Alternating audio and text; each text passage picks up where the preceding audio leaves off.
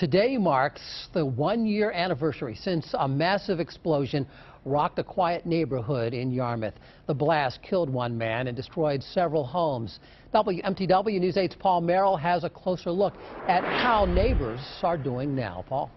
Steve, investigators say a propane leak caused an explosion so powerful that it broke windows blocks away and all but leveled several homes. One of those homes was the one right next door. It belonged to Bruce and Rosemary McKay. They'll always remember exactly what they were doing just after 6 a.m. on June 25th of last year. Bruce was outside getting the paper when he remembers seeing a blast of orange, white, and yellow.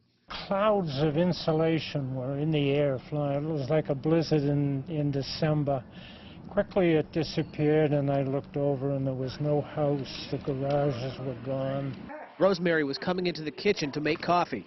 And then just all of a sudden, I was lifted way up into the air.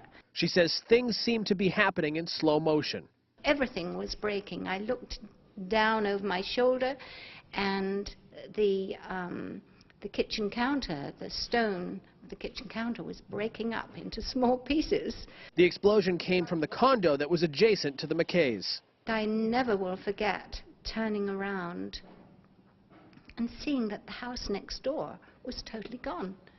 It was just a hole in the ground and everything was gone. Their neighbor, 66-year-old Peter Corey, was killed. The McKays say they could have met the same fate had they stayed in bed just a little bit later that morning. We never found a stick of the big sleigh bed, king-size bed, ever. Almost everything they owned was gone. Never in my career have I seen anything like that. Deputy Fire Chief Rich Kindlein says he was at the fire station a few blocks away when the explosion blew out windows and left creases in the bay doors. He says that day changed the way the department responds to explosions. We had made some policy adjustments to make sure that we respond safely to these types of emergencies where there's potential for gas leakage or anything like that. For the McKays, the last year has involved a lot of sleepless nights. And your mind would be racing about, what happened, how are we going to recover from this, what do we do? They got through it with help from the community, their family members, and each other.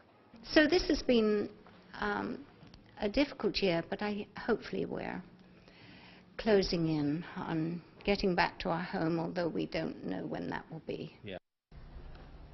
There's still a lot of work that needs to be done on that house. The McKays said they've lived in 7 or 8 different places during the past year, and they are eager to get back into their own home again.